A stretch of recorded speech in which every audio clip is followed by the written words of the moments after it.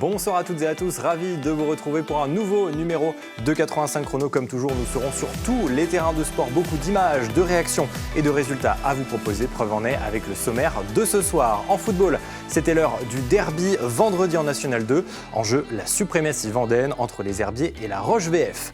Autre derby, cette fois en basket, le RVB s'était en déplacement sur le parquet d'Angers, une équipe qui a souvent souri aux Tigresses. Nous verrons si tel était encore le cas ce week-end. Du handball aussi avec les Lyonnaises du RVHB, bien décidé à enchaîner un troisième succès de rang en N1 avec la réception de Bruguière. Une salle de l'Angelmière bouillante attendait la Vendéenne pour le quart de finale retour de la Coupe de France de rink hockey. Alors les Rouges et Noirs ont-ils réussi à sortir le tenant du titre, Saint-Omer? Et puis enfin, nous prendrons la direction de Saint-Jean-de-Mont-Houstonnet ce week-end d'une étape des championnats de France de char à voile. Voilà pour le programme, entre autres, de ce lundi 25 mars 2024. 85 chrono, c'est parti.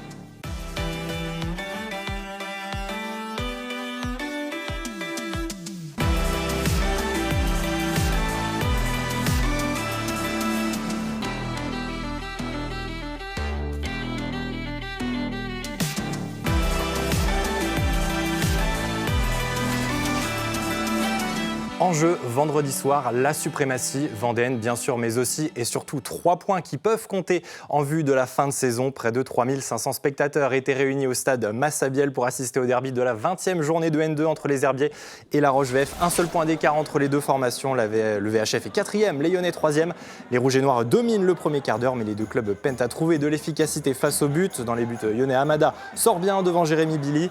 Peu avant la pause, Valentin Rémy s'essaye de loin, mais se manque. Pas de but à la pause. 0-0 après une première période peu animée. Au sortir des vestiaires, toute autre physionomie. Les deux équipes se découvrent à l'image de cette tentative de Pierre Lavenant qui force Hamada à la claquette.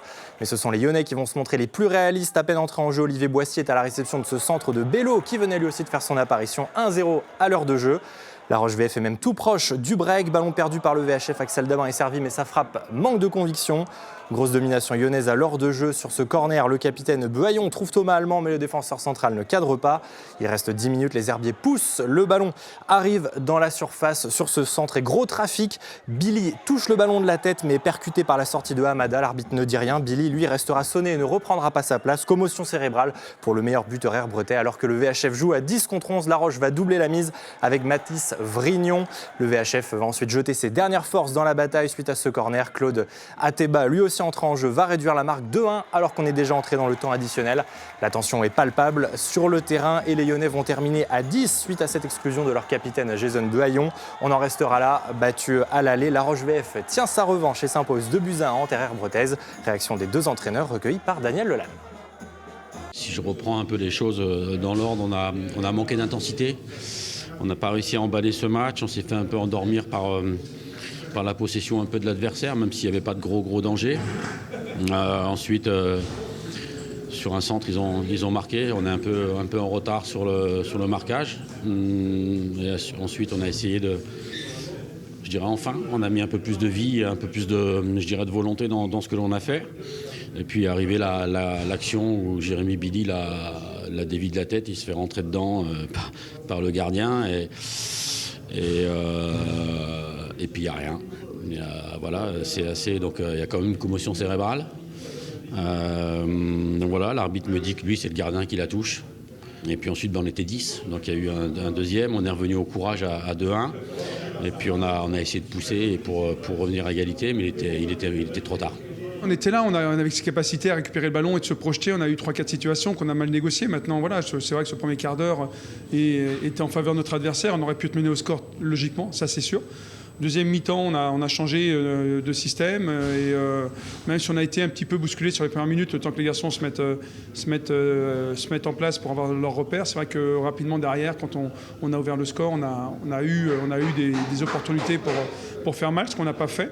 On marque le deuxième et puis après, le scénario du match, on le connaît avec leur but, l'arrêt de 9 minutes, etc. Mais bon, voilà, nous, on va retenir qu'on a fait un match moyen, pas extraordinaire, mais moyen, mais correct, et puis surtout la victoire. Et au classement, une place de gagné pour La Roche VF, une place de perdu en revanche pour les Herbretais. Avec cette deuxième victoire consécutive, les Lyonnais grimpent sur la deuxième marche du podium à égalité de points avec Libourne. Le VHF pointe lui en 5e position à désormais 4 unités de La Roche. Et justement, on continue de parler de La Roche VF puisque le club a publié le lendemain du derby samedi soir un communiqué. 2 éléments principaux à retenir. Le premier, c'est que le club va changer de nom la saison prochaine. La Roche VF va devenir le Vendée Football Club. Second changement, l'équipe première du club va devenir une SAS professionnelle, avec l'objectif, je cite, de fédérer des petits clubs vendéens et le monde économique autour d'un projet ambitieux. Nous avons rencontré ce matin le président de La Roche VF, Christophe Chabot. Celui-ci évoque une vraie attente des petits clubs, mais nous a aussi confié avoir essuyé un refus très poli et compréhensible, selon ses mots, du Vendée Les Herbiers Football et du Vendée Poiré Foot. Enfin, beaucoup se questionnent quant à la légitimité d'un tel projet. Christophe Chabot y répond et assure que ce projet du Vendée Football Club, je cite, ne nous divisera pas plus que nous ne le sommes déjà. On l'écoute. Aujourd'hui, la légitimité de La Roche, elle est surtout à la fois par son histoire, mais également par son positionnement géographique, par son infrastructure. Ici, voilà, on a quand même un stade qui est pas de première jeunesse, mais qui peut accueillir 10 000 personnes et qui peut donc accueillir des projets peut-être un jour en Ligue 2, pourquoi pas. Ce projet a une vraie ambition fédératrice, on y croit beaucoup. Alors, ça ne veut pas dire que d'autres ne pouvaient pas le faire, hein, mais nous, il y a un moment qu'on a prévenu qu'on voulait faire ça. C'est pas nouveau. Maintenant, on est prêt et la différence entre cette fois et les autres fois où ça n'a pas marché, c'est que maintenant, ça ne dépend plus que de nous et donc, voilà, on va y aller. Ce qu'on espère beaucoup, c'est que l'économie vendéenne va nous suivre et on sait que si l'économie vendéenne nous suit, les politiques vendéens nous suivront également. Rien ne garantit qu'on va y arriver ou pas. Nous, on a un adage qui dit toujours il y a pire que d'avoir pas réussi, c'est de ne pas avoir essayé. Et voilà, nous, on va essayer. Voilà. Affaire à suivre donc, et on poursuit avec le classement cette fois en National 3, un cran plus bas. Autre derby qui se tenait samedi soir pour la 20e journée. Les Sables FCEC et la Châtaigneraie se neutralisent de partout. Les Sablés restent 13e et avant-dernier, une place de gagné en revanche pour les Châtaigneuraisiens qui grimpent à la 9e place. 5e succès de rang pour le Vendée Fontenay Foot qui continue de faire tourner son compteur de points. 1-0, victoire face à la réserve du Stade Lavallois. Le VFF est désormais dauphin du groupe. Le Poiré-sur-Vie rapporte un point de son déplacement à Saint-Nazaire, 0-0. Les Genoux perdent 2 places mais restent sur le podium. Gros carton pour Chaland, vainqueur 5-1 face à la Lanterne Rouge Château-Gontier. Les Chalandais sont 7e. Et puis un œil désormais sur la D3 féminine. La Roche-ESO jouait hier dimanche face à Saint-Denis. Pas de but là non plus, 0-0 entre les deux formations. Statu quo au classement pour les Ornésiennes qui se maintiennent en 6e position. Après le derby vendéen en football, on poursuit en images en basket avec le derby ligérien de la 20e journée de Ligue féminine. 11e et avant-dernière, la Roche-Vendée Basket jouait sur le parquet d'Angers, 9e au classement. Et le RVBC s'incline pour la 3e fois consécutive en championnat, défaite 65-61. Les Tigresses avaient pourtant bien entamé cette rencontre par l'intermédiaire d'Anna Suarez et Tiffany Clark. Mais le collectif angevin s'est montré plus solide. À la pause, Angers mène 30-29. Les deux formations sont ensuite au coude à coude. La Roche va même monter jusqu'à plus 7. Mais comme en première période, les Angevines vont parfaire leur retard et finalement s'imposer devant leur public. Donc victoire 65-61 et au classement avec cette 3e défaite de rang, on va le voir, la Roche-Vendée Basket perd de nouveau une place et s'affiche à la 12e et dernière position. C'est officiel, les Tigresses joueront donc leur maintien lors des playdowns à l'issue de la saison régulière. On s'intéresse à présent aux résultats en National 1 masculine. Tout d'abord dans le groupe B, vendredi soir. Pour le 4e match de la phase retour, le Vendée Chaland Basket s'impose 89-70 sur le parquet d'Orchy. Les hommes de Sébastien Lambert grattent une place et sont désormais en 7e position. Et puis enfin, dans le groupe C, les Sables Vendée Basket réalisent la passe de 3 à domicile. Le groupe de Denis Mettel emporte 77-71 face à Feur. Après 3 rencontres, les Sablés restent 5e dans un classement toujours très homogène en milieu de tableau. Un cran plus bas, en National 2 masculine, Saint-Georges-de-Montaigu recevait samedi soir l'équipe de Saint-Médard dans un match capital en vue du maintien. Victoire des Vendéens sur la plus petite des marges, 72-71. Le SGMVB toujours en position de première équipe relégable à la 12e place. Et puis on termine notre tour d'horizon avec la Nationale 2 féminine. Les espoirs de la Roche-Vendée Basket enchaînent un 2e succès consécutif suite à leur victoire 63-43 sur le terrain de Rezé. L'équipe réserve du RVBC est 10e à l'issue de cette 20e journée. Je vous propose à présent d'ouvrir la page handball de ce 85 chrono avec une équipe qui réalise une saison pleine et qui comptait bien enchaîner une 3e victoire de rang samedi soir à la salle Omnisport. La Roche-Vendée Handball accueillait Bruguière pour la 18e journée de N1 féminine. Des Lyonnaises ultra favoris sur le papier puisque le groupe d'Ophélie Charbonneau est 3e, là où les Bruguiéroises ne pointent qu'en 11e et avant-dernière position. Un écart qui va se matérialiser dès les premiers instants. Après 8 minutes, le RVHB compte déjà 5 buts d'avance, 7-2 au tableau d'affichage, mais les Haut-Garonnaises ne comptent pas se faire marcher dessus et vont progressivement se montrer plus tranchantes. Peu avant le quart d'heure, Bruguière n'est plus qu'à -1. Les deux équipes se livrent alors une bataille disputée de laquelle va parvenir à s'extraire la Roche. Il faut attendre les derniers instants de cette première période pour voir les Vendéennes s'extraire à la marque. Le RVHB termine plus fort, +6, 20-14 à la pause pour la Roche-sur-Yon. Le groupe emmené par Milica Cubrilo, capitaine, samedi soir, c'est qu'il a fait le plus dur et va surtout gérer son avance au fil de la seconde période. Bruguière ne parviendra jamais à recoller et les Lyonnaises vont soigner le goal average en fin de rencontre. Victoire 36-25 pour les joueuses d'Ophélie Charbonneau qui enchaînent un 3e succès consécutif. La coach du RVHB que je vous propose d'écouter, suivi de son homologue pour Bruguière, c'était au micro de Daniel Leland. Pas évident dans l'aspect préparation du match parce qu'on a énormément de blessés, mais comme beaucoup d'équipes. Et quand on joue une équipe qui pouvait encore se maintenir ce soir comme Bruguière, qui est une très belle équipe, forcément la pression elle est de l'autre côté, elle était de notre côté aujourd'hui. Donc on avait dit dans le vestiaire et toute la semaine qu'il fallait prendre le match dès le début, avec sur nos points forts, la défense et la montée de balle, chose qui est encore le cas aujourd'hui. On prend que 25 buts, donc on a très bien défendu.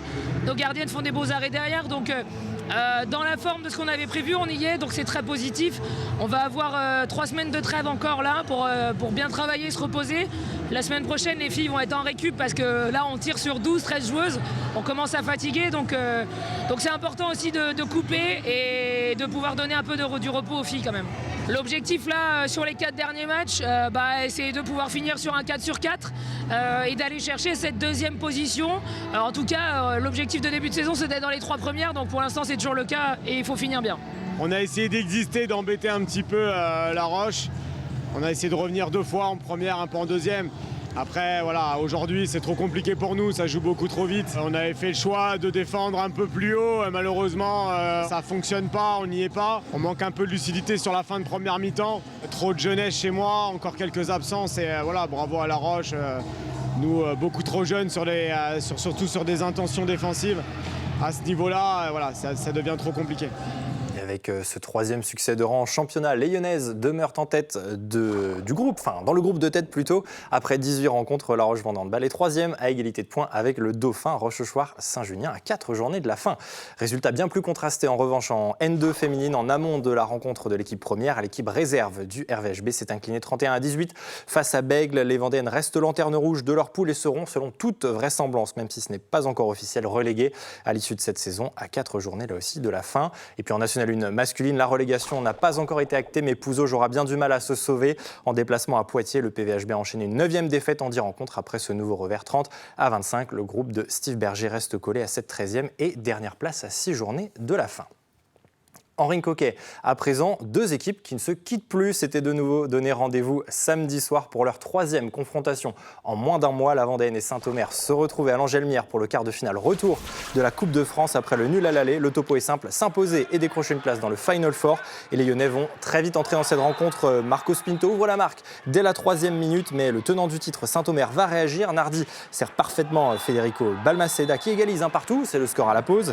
Le match est accroché, mais les 2 équipes jouent leur qualification. Malgré plusieurs occasions nettes de part et d'autre, le score n'évolue pas. Et puisqu'il faut un vainqueur, direction les prolongations, 2 périodes de 5 minutes. Pour Saint-Omer, tout d'abord, Mantignan manque le cadre. Dans un angle fermé sur la droite, Marc Povedano ne parvient pas ici à faire la différence. Les Pas-de-Calaisiens vont alors s'essayer de loin, mais Martin Blanco est vigilant dans les cages lyonnaises. Sur cette récupération, Antoine Thébault aurait pu faire la différence, mais ne parviendra pas à la mettre au fond des filets, toujours 0-0. Tout se joue donc au tir au but. Saint-Omer ouvre le bal, Colin tire au-dessus, autour de Marcos Pinto, mais c'est arrêté. Marcel Cuenca, lui, converti pour Saint-Omer 1-0. Antoine Thébault lui répond 1 partout. Martine Blanco va venir détourner le tir de Mantignan. Nathan Gefflot converti 2-1 pour la Vendéenne. Saint-Omer va venir se manquer une nouvelle fois. Marc Povedano a alors la qualif au bout de la crosse et ne tremble pas. La Vendéenne s'impose au bout du suspense 3-1 au tir au but et s'offre le scalp du tenant du titre. Les Lyonnais seront bien au rendez-vous du Final Four de la Coupe de France. Marc Salicru, le coach des Rouges et Noirs, s'est arrêté forcément au micro de Sandrine Pelletier en après-match. On l'écoute, suivi de Marcel Cuenca pour Saint-Omer. C'était un match plein qu'on a su jouer, qu'on a très bien joué, qu'on a bien maîtrisé, surtout par rapport à la fatigue, par rapport à des moments compliqués qu'on a eus. Face à une équipe qui tourne super bien, avec une bonne touche vraiment de haut niveau. Félicitez les gars, je veux dire, le match il est pas parfait, mais on n'est pas loin d'avoir fait un match parfait. Après le match parfait, ça ne veut pas dire tout faire bien, mais prendre les bonnes décisions. Par rapport au dernier match qu'on perd ici avec Saint-Omer, on avait pêché un peu là-dessus avec ces moments clés du match qu'on n'avait pas su les jouer, on se précipitait, on ne prenait pas les bonnes décisions. Je pense qu'aujourd'hui, on a progressé là-dessus. On a bien géré le match. Quand on a dû baisser le rythme du match parce que c'était compliqué pour nous, on l'a très bien fait et puis on a su jouer nos cartes. La qualif, elle est méritée par rapport au match aller aussi, qu'on avait fait un très bon match. Il faut la savourer et puis il faut aller chercher la coupe. Un match très serré. On savait qu'à chaque fois qu'on vient ici à la Vendée, c'est pas une piste facile. Ça les a fait du bien le premier but qu'ils les a mis devant le score. Et après, on a réussi à égaliser, mais le match était trop fermé. Toute la deuxième mi-temps, je crois que les deux équipes ont été plus à défensif qu'à aller chercher le match. Après, tir au but, c'est un peu la chance aussi de pouvoir gagner une équipe ou l'autre. Je crois que plutôt nous, on a perdu cette éliminatoire chez nous, quand on avait un avantage de 6-3 et on s'est fait égaliser. Je crois que c'est là la clé de l'éliminatoire. Mais il faut féliciter à la Roche-sur-Yon pour cette qualification et j'espère qu'ils vont faire un bon Final Four. En hockey sur glace, pas de qualification au tour suivant. Cependant, pour le Ogli, battu la semaine passée à domicile par Villard-de-Lans lors du quart de finale aller des playoffs 2D2, les hommes de Juraj Oselka ne sont pas parvenus à s'imposer en Isère samedi soir lors du quart de finale retour. Défaite 4-2, une défaite qui signe ainsi la fin de saison pour les Lyonnais qui évolueront de nouveau en D2 la saison prochaine. Deux derniers classements à présent dans ce 85 chrono et qui nous emmènent sur les terrains de rugby. Le premier en Fédéral 2, le FC Lyonnais affrontait Rochefort à l'extérieur pour la 19e journée. Le FC Grec s'incline 19-13 hier dimanche après-midi et reste 10e de sa poule à 6 longueurs de Poitiers. Première équipe relégable et puis second classement cette fois en Fédéral 3 pour la 17e journée. Le RC Sablé s'impose sans difficulté hors de ses terres face à Angers, victoire 39-7. 5e victoire de rang pour les hommes de Julien Chastanet et Benjamin Chaupe qui préservent leur fauteuil de leader dans cette poule 16. Et puis dans un tout autre registre en snowboard cross, elle est parvenue à tenir également sa première place au classement jusqu'à la dernière course de la saison ce week-end. Elle, c'est Chloé Trespech qui a remporté hier au Canada et à 29 ans le premier globe de cristal de sa carrière. Originaire de Saint-Jean-de-Mont, Chloé Trespech décroche la plus haute récompense des sports d'hiver et ce, 2 ans après être devenue vice-championne olympique en 2022. Un très grand bravo à elle. Et on parle de Saint-Jean-de-Mont au travers du snowboard cross et je vous propose maintenant d'y aller justement à Saint-Jean-de-Mont pour une autre discipline qui se tenait ce week-end sur la grande plage, loin de la neige. Samedi et dimanche avait lieu une étape du championnat de France de char à voile, une étape qui était organisée par l'association Saint-Jean-Vendestran et la base nautique de part et d'autre de l'Estacade. 2 catégories étaient au programme. Tout d'abord avec les classes 3, les plus grands chars à voile que vous voyez ici, ceux qui peuvent atteindre jusqu'à 60 km/h selon les conditions. Dans cette catégorie, la victoire revient à Justin Legru du club des Dracars Ardello dans le Pas-de-Calais qui s'adjuge les 5 manches disputées ce week-end.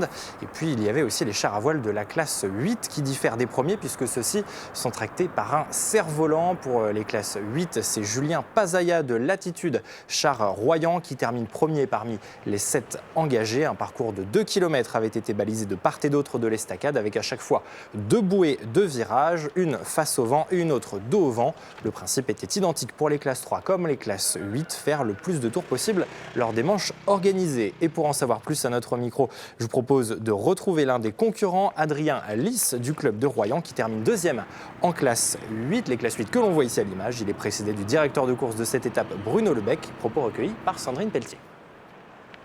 C'est-à-dire qu'actuellement, là, on a une plage qui est très belle, c'est-à-dire qui est sèche. Ça permet aux pilotes d'avoir une bonne visibilité au niveau de course. Et aussi, on a un vent qui est dans l'axe de la plage, qui permet aussi d'avoir, nous, en direction de course, des parcours beaucoup plus techniques. C'est-à-dire qu'il y a la vitesse, et il y a aussi savoir manipuler au niveau de chaque virage pour ne pas perdre de la vitesse, et c'est un peu plus technique. Ici, pour cette étape du championnat de France, on a le vent qui est parallèle à la plage, qui nous oblige à tirer des bords. Donc on ne peut pas aller de la bouée nord à la bouée sud directement, on est obligé de louvoyer. Et donc Donc c'est ça la principale difficulté aujourd'hui sur cette plage. Après, la plage est nickel, comme d'habitude quand on vient ici. C'est ce qu'on appelle, dans le milieu, c'est ce qu'on appelle un billard, c'est-à-dire une plage dure et où on peut aller très vite avec des roues plus fines que d'habitude sur lesquelles on peut utiliser sur les plages du Nord.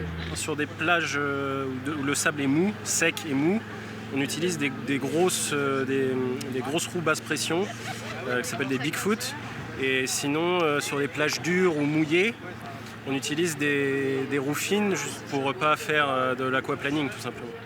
Et voilà pour le tour de l'actualité sportive de ce lundi 25 mars 2024. Et puisque le sport ne s'arrête jamais sur TV Vendée, je vous donne rendez-vous dès jeudi soir à 18h45 avec Aurélien Huard pour un nouveau numéro de 85 chrono avec nos invités et chroniqueurs. Et on se quitte ce soir en images, une fois n'est pas coutume, avec du skateboard, du roller et du BMX, entre autres disciplines qui étaient à l'honneur lors du Vendée Freestyle Session qui a occupé le Vendée Space tout au long du week-end. Belles images à vous et puis surtout, très belle soirée et bonne semaine sur TV Vendée.